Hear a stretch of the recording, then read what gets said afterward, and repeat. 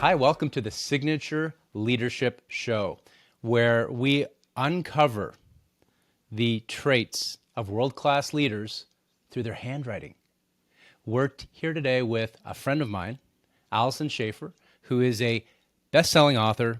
She is the leading parenting expert in the country and beyond. We've worked together before.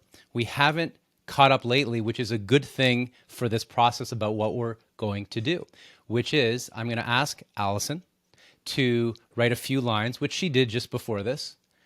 And then I'm going to ask her about a problem or possibility and see how the handwriting connects or can shed light on that problem or possibility so that by the end of this short interaction, we can make some real progress.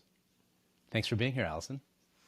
Thank you for having me, Jamie. I'm super excited because, I've had the opportunity to have you analyze my handwriting in the past, not under these conditions, but I know that you do miracles. So I am here to be vulnerable, knowing that here I am the therapist normally telling other people how things go, but you have this unique approach and damn it works, scarily works. And I'm so interested in your insights. So yes, crack me open, share me with the world. Beautiful. Perfect. So let's jump in. What's a problem or possibility that is top of mind right now for you, Alyson?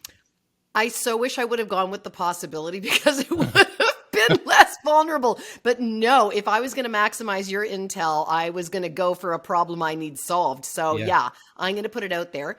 Procrastination, Jamie. I'm pretty sure I'm not the only person on the planet. I'm not the only leader that has issues with procrastination. I don't procrastinate on everything. Jamie, what's interesting is that I have this passion project, which you would think by the name passion project that it should be that intersection of my desires and my intellect. And this is where I'm told that this is where everything's supposed to come alive, where you're supposed to have endless energy when you finally have that intersection of your passion project.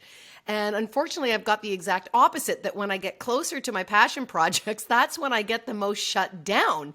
And so that's when I tend to procrastinate, not in all areas, but specifically to that realm. What's the real challenge for you here with getting going on this project? I've thought a lot about it. I think part of it is taking something big and overwhelming and breaking it down into small chunks. That's one. Okay.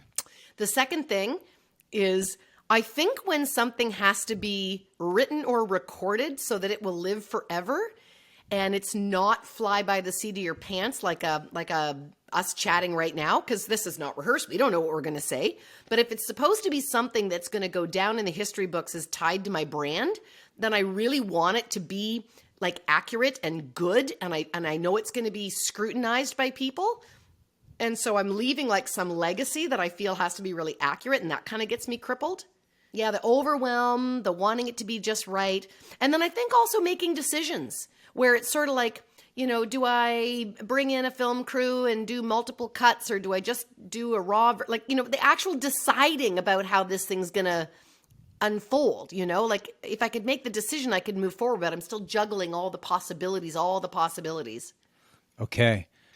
Would you say that right now in your life, this is the best goal to pursue? Is this passion project right now the best use of your time? Yes. It is the best use of your time. Yes. And it's what you really want right now. Yes. Perfect. So let's use that as a leeway into looking at your handwriting. So what I'm going to do now is I'm covered on the screen right now, but I'm going to go back and forth between this image of your handwriting, and I'm going to take it off the screen in a minute so that you can actually see me. But the first thing that I'm seeing in the handwriting is, and I have to have proof or else I wouldn't bring it up, is there is procrastination. So I just want to acknowledge that you have great self-awareness. A lot of people wouldn't even be able to articulate that, even if they were a therapist. I'm seeing procrastination, particularly in the last line on the T-bar beside back. So back to the darn zoo. That T-bar is slightly to the left, and you could argue, well, how far is it to the left? It's the T on the two or the T on the?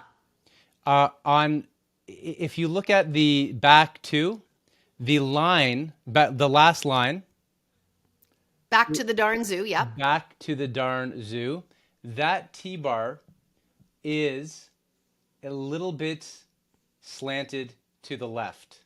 And It's when you're saying T-bar, you're meaning like when I cross the T when on you the letter when you two and cross the T on you're yes. saying they're sloping this way?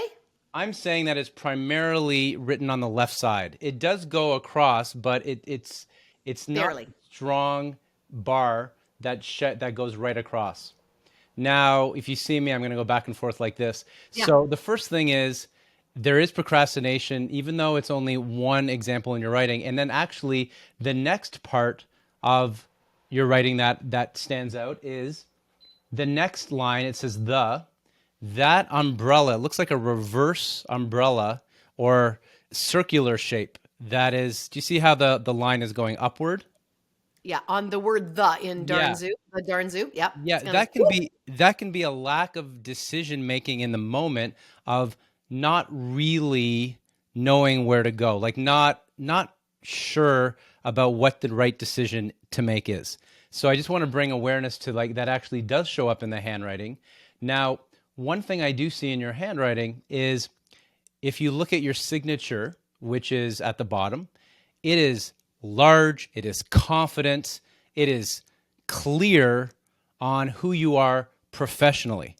And I like to focus sometimes on the possibility, not the problem, in the sense that you have all the answers. You do know professionally what the best choices are for you because there's very little indecision in the actual signature. The indecision comes in the writing itself. So there's a little bit of a discrepancy in your confidence professionally of knowing what to do, of having good instincts and intuition about what to do next. But there's something personally that shows a little bit of wishy-washiness, a little bit of procrastination.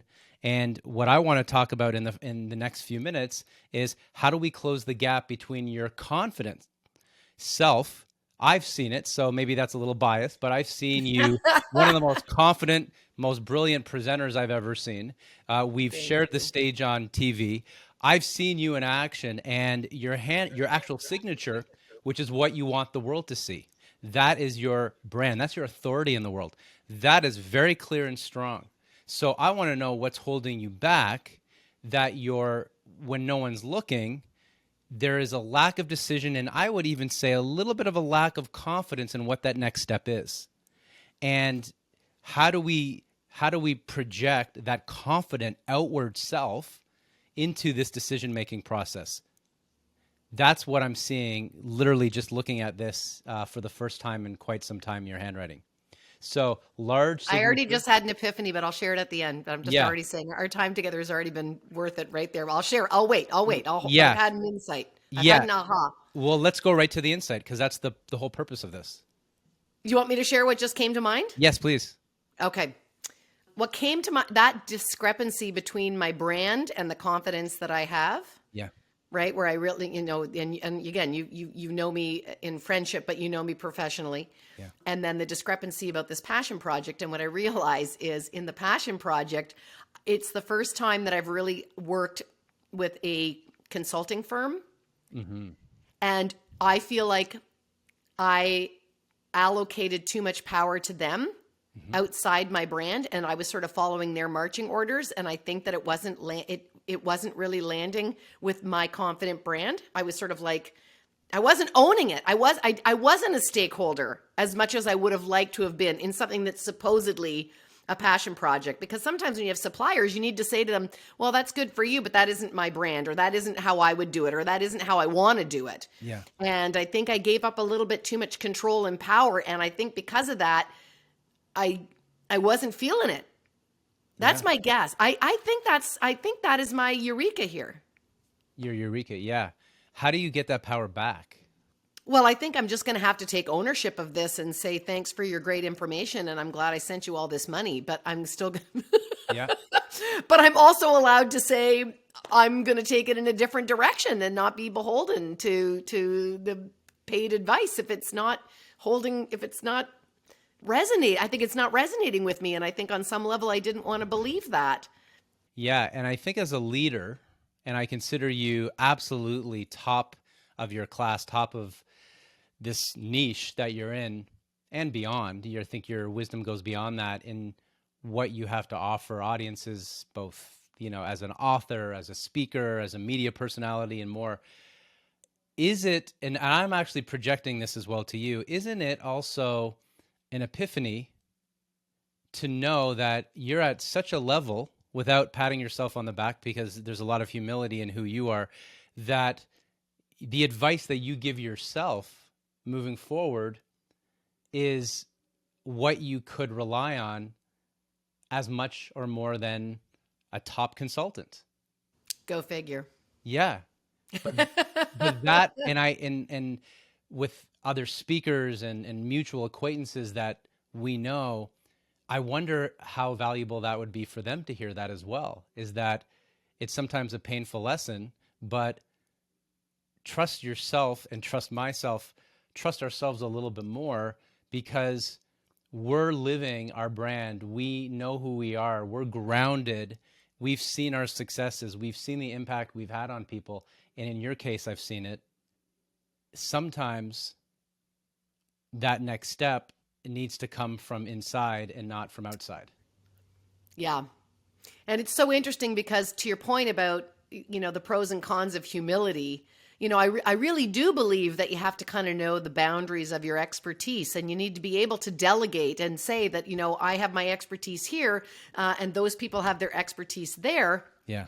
But when you're an entrepreneur and you're in a full service business like we are, that has so many prongs interwoven into what we do, as you say, the writing, the media, the, whatever, social media platforms, the speaking and the stages, we really do know what works and what doesn't work for us. Yeah. And maybe somebody meeting us trying to put us into a cookie cutter program that says when you onboard a new client, you give them, template A, B, and C.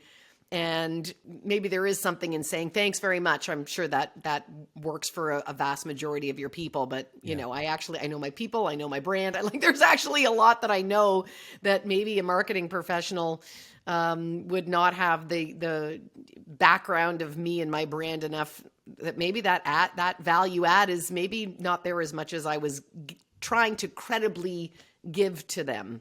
Mm-hmm. Okay, I think this is the perfect place to move from a problem to the possibility component.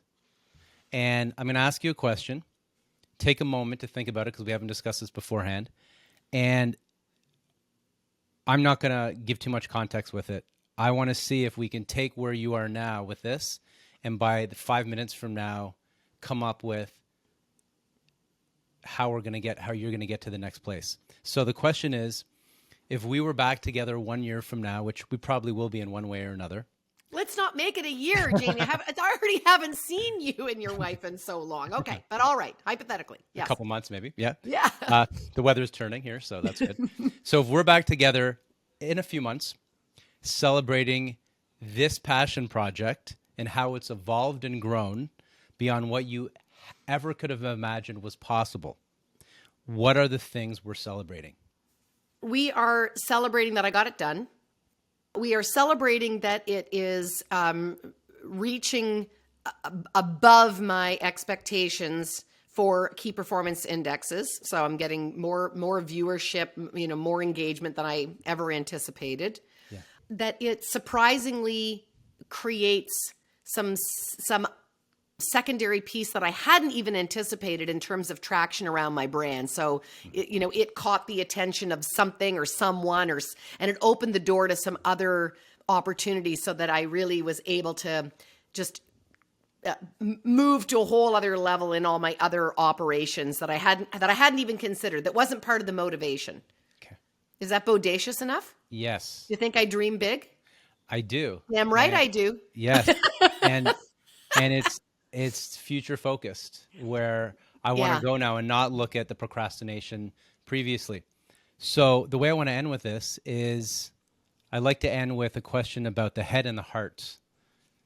What are 1 to 3 steps that and I'm going to do this, that I'm going to follow up with you in a week from now.